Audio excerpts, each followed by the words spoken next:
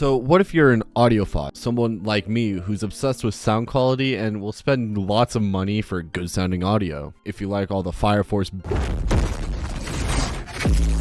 moments, or if you're just a degenerate. Either way, the sauces I have for you today are the perfect one. Let's talk 455707. This is the first one in this series, but it's called Having a Blast, and it's by the artist Hosuke Haruhito, like all the rest of these. Like I said earlier, it starts with a school and some people are talking, but also making fun of this girl for listening to music by herself and her headphones, saying stuff like she doesn't have friends and it's May, and saying that she'll hear you but has headphones on. Classic bully stuff. But someone calls her, this guy asking about her headphones, but stops talking. She asks what, and he says they're cool, and also introduces himself as Ibara. She takes off the headphones and says thanks, and he asks who made them. She then says they're Romanian, which he freaks out. She goes on explaining that her dad's an audiophile, so she got a pair he wasn't using, and he asks how much they go for. She says around 24,000 yen, which is 200 USD, which makes him freak out even more. And he asks to listen to them, and she asks what he wants to listen to, which he says to just play whatever she recommends. She says that he won't know the band, and he says he knows a lot, but plays something and he has no idea who it is, and she laughs. He says the sound quality is nice, and she says that having the headphones wired makes a difference, but he says the band's also right up his alley, and so she offers him a CD to borrow. It cuts to the next day, and she hands him the CDs, but he also hands something to her, some manga. She's confused, but he says it's only fair since he's listening to her recommendations, she should try his. She says she hardly even reads manga, but it cuts to her apartment where she's reading and thinks it's neat. Then there's a montage of the two just hanging out, reading and listening to music and laughing. It cuts to later, and she asks how Ibara knows about those kinds of manga, and he says he goes to a manga cafe and flips through a bunch. She's never been though, and asks what you do in them besides reading, and he freaks out for some reason. He says there's nothing, but takes it back saying you could go to sleep, go on the computer, play games, work, all sorts of stuff depending on the person. So she says she'll go check it out. It then cuts to her in the manga cafe getting cramped and stuff while thinking about why Ibaro got flustered earlier, wondering what he does in the manga cafe. But she opens the door to the room by hers by accident and sees Ibara, rooster in hand, and she gets flustered. It then cuts to his point of view leading up to that, and it's just him doing a quickie to a swimsuit manga right as she walks in. It cuts to later and she's apologizing, getting mixed up since she's the one right next to his. But he's depressed, saying that she just had to walk in right at that moment, and she tries to say that it's just what guys do, but that's not working. She's still apologizing, and he asks to see her do the same, which startles her. He says to leave, but she says that she'll do it if it will cheer him up. He asks if she's serious, and she is, but he wants to hold her badonkers. They just start doing it in the manga cafe. They finish up and they pay for their visit, and he says that he wouldn't mind if they do it every now and then, and she says not in a manga cafe though. But the cashier has one more thing to say, saying they received a noise complaint and banning them from the establishment, and this part ends with them apologizing. The second part starts with an entrance and the girl waiting, checking her text because the two made plans. He arrives, greeting Hirosaki by her full name, and they get going. They go to this place and she's freaking out about doing something. That something being he wanted to do a 1,000 yen gacha. They're sitting in a diner talking about this, and you only get one chance with the roll, and he asks if she wants to try. She tries to play it off, but he hands her the phone and she taps, saying it could be good. So he takes the phone and gets a despaired look, saying he got takeout hot sauce and chili flakes. She laughs and made fun of the god pull he just had, and he goes and gets the hot sauce and chili flakes, and she gets her food. But he's complaining about how his stomach will only get upset, and complains about being hungry, but gets a spoon to the mouth as she's sharing hers. She asks how it tastes, and he says it's tasty, and she says that's wonderful, and he blushes. Then they decide to go to karaoke, and having a grand old time there. Still at karaoke, he asks if she's free after this, but she's got plenty of time. And he starts asking something, stuttering a lot through it, but asks if she wants to go to a hotel. She bursts out laughing, saying he looks so serious that she thought he was going to confess, but says that she promised not to do it today. He says he's not after her body and wants to stay friends, or more than friends,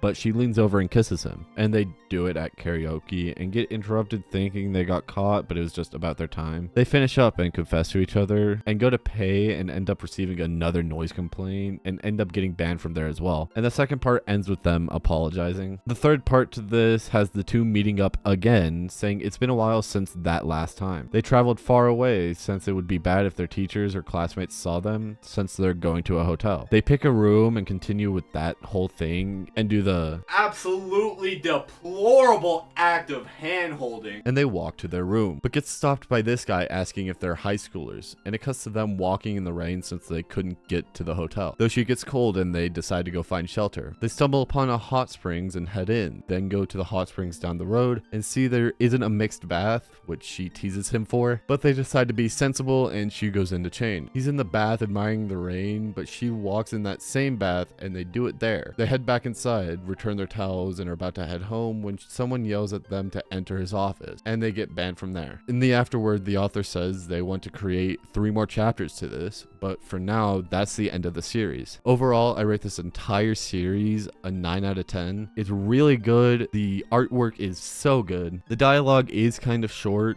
and there's not really a lot of mention of their names besides 3 times I mentioned, but it's really good nonetheless. I recommend you check it out for yourselves as always. That's all I got.